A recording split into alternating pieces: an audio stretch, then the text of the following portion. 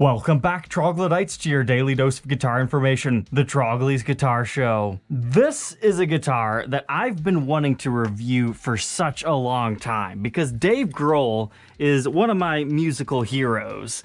In the way that many of the greater generation guys look to the Beatles, I look to the Foo Fighters and Grohl for inspiration.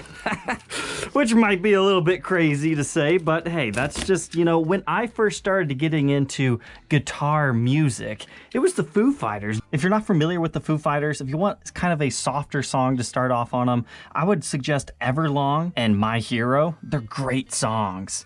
But if you want something a little bit harder and heavier by them, do Monkey Wrench, The Pretender, All My Life. And Best of You is kind of like a combination between hard and soft. It's kind of got a meme behind it as well. Dave Grohl's just kind of a cool guy. I mean, if you've ever wondered who played the devil in the Pick of Destiny movie, yeah, it was that guy.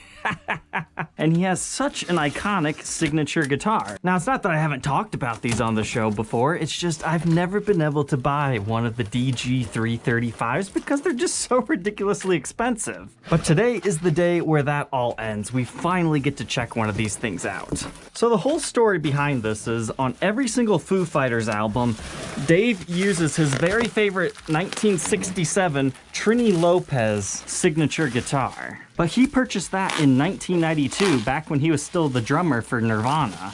But he's kept it all these years and it's just been his favorite, and he always loved the Pelham Blue finish of the Trini Lopez models. So in 2007, Gibson teamed up with him and gave him his own signature guitar. And Dave essentially just stole Trini Lopez's signature guitar, but instead of having the Trini trapeze tailpiece, he went for a stop bar. And since he did that, he kind of unintentionally brought back the Trini Lopez model, because then Gibson later on reissued that because these are very rare guitars.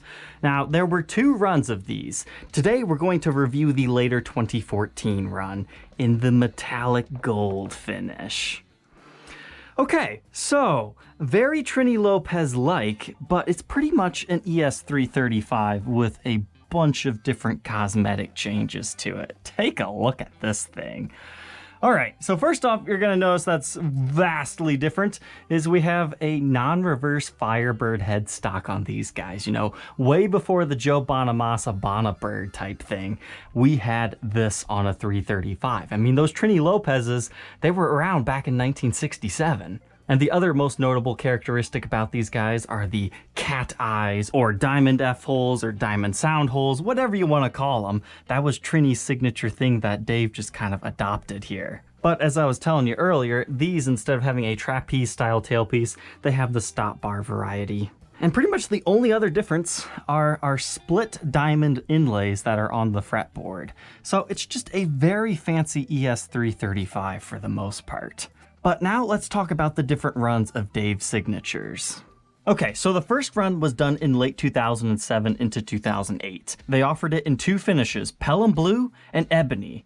But since Dave always prefers blue, they always make those guitars more expensive brand new. So the MSRP was $4,468 brand new on the blue, and the ebonies were $3,880. And those ones were serialized in order. They had an ink stamped DG for Dave Grohl, and then what number they were out of that series. They only made 300 in that. There were 200 Pelham Blues and 100 in ebony. But then, due to overwhelming demand, in 2014 they reissued these in two more colors, Pelham Blue again, and then this metallic gold finish that we have to talk about today. Those Pelham Blue ones, they made 200 of them in that run, whereas the gold ones, they made twice as many at 400 in production. Now, I could not find any evidence to back this up, but I vaguely remember these things being like $4,000 or so brand new, and the Pelham Blue ones were twice as much, but I could not find information to back that up. But I remember thinking back then, that was before I really followed brand new guitars a lot, but I was just getting into guitars. But I just thought, well, how about I just grab the gold one and refinish it blue? It'd be a lot cheaper. But these guys had a different style serial number where they have the serial number written on in like an ink pen, and it's numbered out of 400. So this particular one is number 380. And you want to know why it's taken me so long to review these things? Despite the initial asking prices on them, the used values are just through the absolute roof. Like if you could buy one of these at MSRP today, you'd be a very lucky guy. So the Pelham Blue first runs bring between $8,000 to $15,000 depending on how many are on the market at any given time and how badly someone wants them. But currently people are asking $20,000 plus on them. The market's just insane right now. And since Dave's favorite is the blue one, I mean, that's why everybody wants it. It's the one he's most known for. That was the one that I've always wanted to review, and I was waiting. But this one showed up on Reverb one night. It was a fair enough of a price, and I've been really into these semi-hollow guitars lately that I wanted to give it a chance. And I've got to say, I am happy I did, because I didn't realize it was like a gold sparkle metallic. Like, this is not the flat gold like I was expecting. It's more of like a bronze color, like a very, very dull bronze. And Dave uses each color on stage, including his black one. But at the end of the day, the gold is the most common finish. Sure, there are 400 of the blue ones out there, but that's split up between the two different runs. So if you want the complete Dave Grohl collection, you do need one of each there. But technically, the black one is the rarest, with only 100 made, and I couldn't even see any recently completed sales on that one. So whereas the blues are anywhere between 10 to 15 generally, I mean, people are asking $20,000. The highest completed sale I see is for 15, whereas these gold ones, they tend to sell between that like 7,500 to 10,000 range. It really just depends how many's on the market, what kind of condition it is. But these are expensive guitars simply because Dave Grohl's a cool guy. People want to be just like him, and it's a unique model. But have no fear. If you want to get your Dave Grohl on, but can't afford his signature ones, they have reissued the Trini Lopez model. It's a little bit different, but like right now there's one in Japan that is pretty much an exact reissue of his blue one. You can get it for about $7,000, which is a lot cheaper. So I think the only question left is, with prices getting so crazy on these, will we see a new run of these? I've heard talk about it, but I don't have anything 100% official to confirm. Maybe Dave doesn't want any more made of them. Who knows? But you can at least buy those Trini Lopez reissue style guitars, which will get you pretty close if you're looking for brand new. All right, let's go ahead and throw this on the workbench and take an individual look at its parts and specs, and then we'll get to that playing demo. Inside the 2014 Dave Grohl signature. So there are differences between the initial run and the second run. Now, I haven't actually seen them in person to compare the colors on the blue. Maybe there's something different there too. But the biggest one comes down to the pickups. The second run has slightly hotter pickups. It's Burstbucker 2 and Burstbucker 3, whereas the original is it's Burstbucker 1 and 2. So there truly is a reason to own both of the Pelham Blue versions. But construction-wise, these have long neck tenons, and they were made in the old, now defunct Memphis plant. So here you can see the mahogany neck joining into that maple center block here. Now it's kind of hard to see here, but it's constructed just like a regular ES-335. They have a sandwich layer that they kind of form into this top that has the carves. It's maple, poplar, maple. It's a 3-ply construction of wood to make the top, back, and sides for these. And then we normally have some sort of bracing between the top and the center block that's typically spruce. You can see the bottom side of the bracing right here. Then you can see the kerfing along the edges right there. That basically just adds some structure and support to the edges of the instrument. A look in the F-holes really helps you see the 3 different layers of wood. You see how they reflect light differently? That shows you the different layers. 335s are usually pretty messy looking guitars in the routes, because they don't ever clean these up too much, so they look a little bit unfinished, but that's just the way it is for most of the ones that we see. And this isn't necessarily the best era for Gibson, but a lot of cool stuff came out. But even that neck joint, I feel like they could have made that look a bit cleaner. As far as the pickup readings go, I get 8.18 k ohms in the bridge, and our neck position, about the same, 8.1, then the middle, probably what, 4-ish? Yep, 4.07. And there's no fancy electronics on these guys, so they're just humbuckers. You can't split them. You just have individual volumes for each and individual tones with black reflector knobs that do have the thumb bleeder pointers that have been rounded over. As far as the pots, doesn't look like anything too fancy, but we can just barely make out the orange drop capacitors that they used in here. and our 3-way toggle switch. But moving on here, for the rest of the body, it wouldn't be complete if we didn't at least take a little bit of a look at these diamond sound holes. They are not bound by any means. Now there are some guitars that get bound F-holes, but not this particular one. But inside here you can also see what number out of 400 you have, just in case, you know, you lose your sticker or your serial number gets destroyed, you at least have that in here too. Your COA also has it in the booklet right here. And let's just say, this is a very nice COA. It actually has like a faux leather feel to it. It's more higher end than just a basic COA booklet. And you've got Dave Grohl's signature. But as is with the nature of metallic finishes, they are very prone to finish checking when they're done up in lacquer. Gibson has never been able to find a good way to prevent that. So if you ever buy a sparkly metallic Gibson, just know eventually you're going to get finish checking. So this one, there's a few areas like right here at the top of the F-hole. You can kind of see one stemming up here. Thankfully, they're not going across the entire guitar at this point in time, but there's a few of them by the nut that we'll take a look at a bit later as well. But as far as construction, this utilizes a Gibson ABR1 bridge mounted traditionally, but utilizes a full weight tailpiece, interestingly enough. But moving on from the maple poplar maple body, we have a rosewood fretboard with 22 medium jumbo frets, all the standard Gibson appointments here, so a 12-inch radius. Now unfortunately, when tearing this one apart and making sure that everything was the way it was supposed to be, this was not disclosed to me when I bought it, so I want you to be aware of it. There is a cut on the first fret right there. Now how does that happen? Usually because somebody dropped something, or in shipping, the string gets compressed onto the fret and it experiences trauma and it causes an indent. Now since this one doesn't line up exactly where the B string would be, that means that just wasn't disclosed to me. Did not happen in shipping. So the only way to get around that is you're going to have to level and recrown every single fret, basically take off enough fret wire right here to get rid of the cut, or just straight up replace that fret. And since this has fret nibs, you would have to take that to a very qualified person to retain that, but I would just go the level recrown job. It's not that deep, but you are going to have to take some material off that fret. But I'm hoping once I restring this, due to the location of it, I don't think it's actually going to affect playability at all. So it's just something you have and you don't actually have to fix. I suppose you might be able to fill it in with like a little bit of epoxy and then polish it down to be level. I mean, there's many ways you could go about this, but the right way to do it would be the level recrown. And we have the acrylic split diamond inlays. Now if you love these inlays but you want it on a kind of a cheaper guitar, cheaper being a relative term, check out the Gibson Vegas series. You might check out the Gibson US1, and there were even some SG Supremes that utilize these inlays, you know, besides the Trini Lopez model initially. So they are out there, you just don't see them as often. There's also a couple of Flying V's that have made use out of them as well. But as far as the specs go, 1.7 inches at the nut.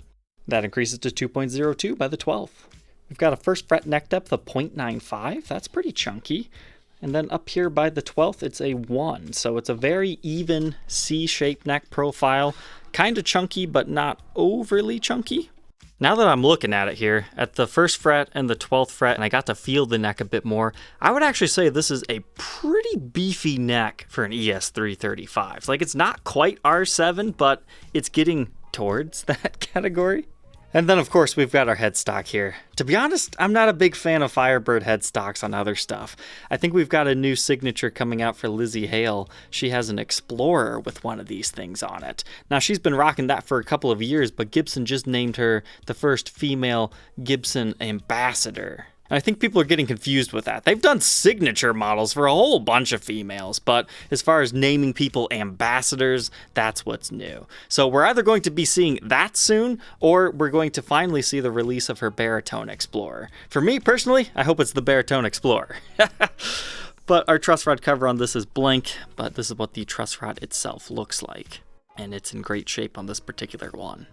Now the whole point of the non-reverse Firebird headstock here is it's supposed to be straight string pull. I mean, it's not perfect. It's a little bit at an angle, but it's better than the regular 3 on a side.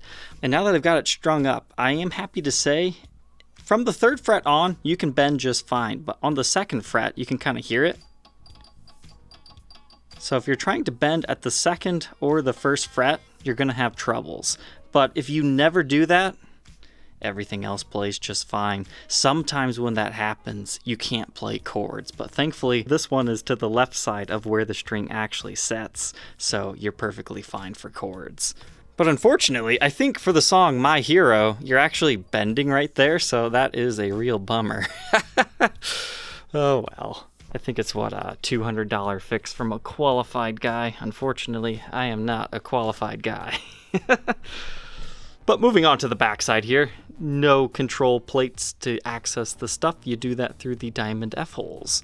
So you just get to enjoy the beautiful back here. It does have a contour carve right here to give the guitar a belly, and you can just really appreciate this metallic gold finish.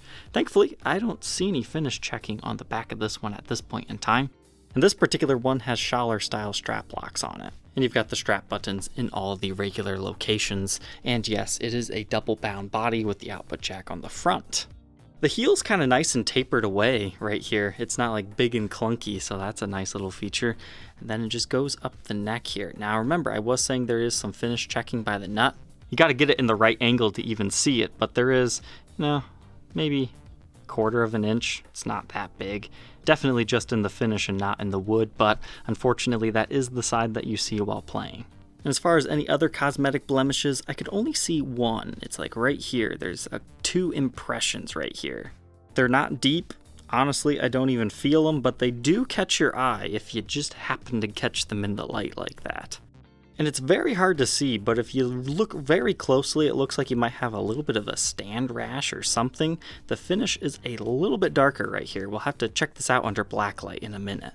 But here you can see the Dave Grohl signature silkscreen, and once again that handwritten serial number here with mini Grover tuners. Not my favorite, but I guess that's just what you have to use on this style of a headstock. Everything from the body looks alright here. I don't see anything too crazy going on. But as far as that spot that we were looking at, it just looks kind of like a stand rash or something. There's just a few small dots of something. I'm honestly not sure what that is. It's not a break, crack, or repair, but you can definitely see that the finish has aged a bit. But just like I thought, you would be able to see it a little bit better here under blacklight. But everything else is looking nice. But the last spec to capture is the weight, and this one is 8 pounds, 4.2 ounces. Let's go ahead, plug this one in, and hear how it sounds.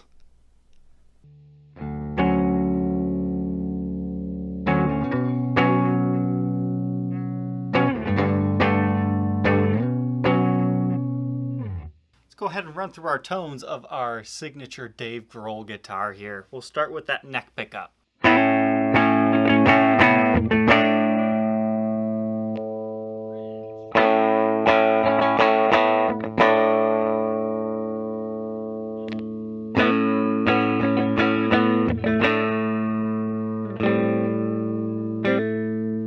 The neck is really full and bassy sounding.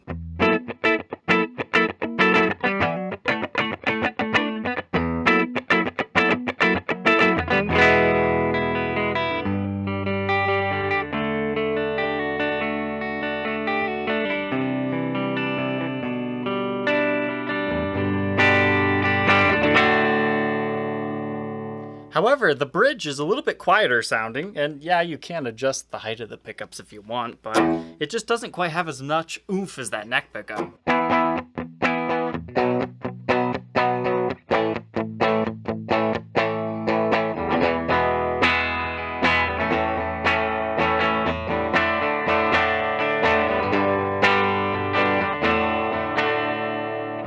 The middle position is somewhere in between there.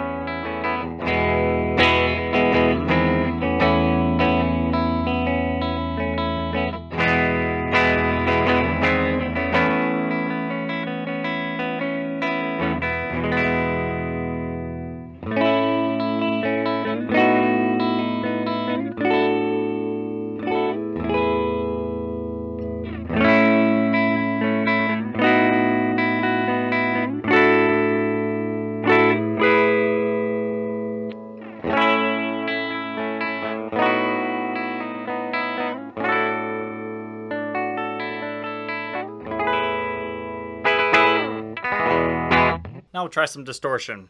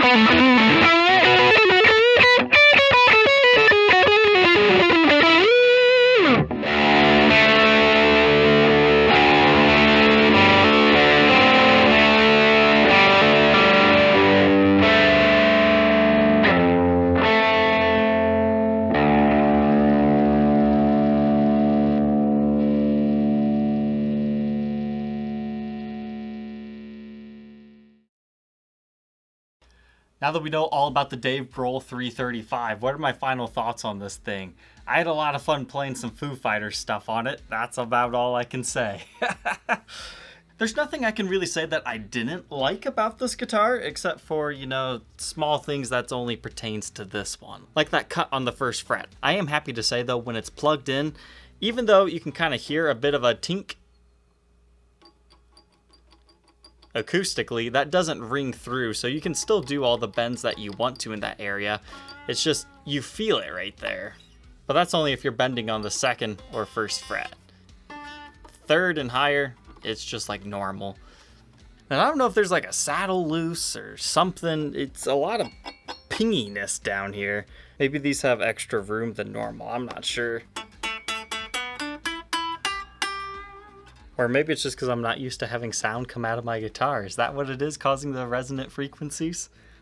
It's a different 335 than you're used to. Like, it doesn't even feel like a 335 anymore because you get the different shaped F-holes. You get the cool inlays. That really is my favorite feature of this whole entire thing. Because when I play, I'm always looking at the fretboard. I don't necessarily see the headstock much. It's all right in this area.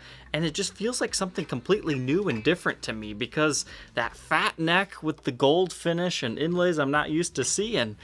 Yeah, it was an interesting guitar. Are they worth the crazy prices that people have to pay for them? Well, I mean, keep in mind, this was about $4,000 new, and now it's $10,000. That's only up to you to decide. I think you have to really like Dave Grohl to want to purchase one of these, and I just happen to fit within that market. And I am glad I picked up this gold one, because I have a new appreciation for it. I don't prefer it over Pelham Blue, but it's definitely an interesting color, and now I know that there's a difference between the first and second run. So hey, I think when I review the first run, it'll have to be the Pelham Blue, or at least the ebony finish. Is that what it's going to be? The Pelham Blue is just always going to evade me? Alright, Troglodytes, I hope you enjoyed today's episode. Don't forget to like, comment, and subscribe, and we will catch you tomorrow on the next episode. Take care.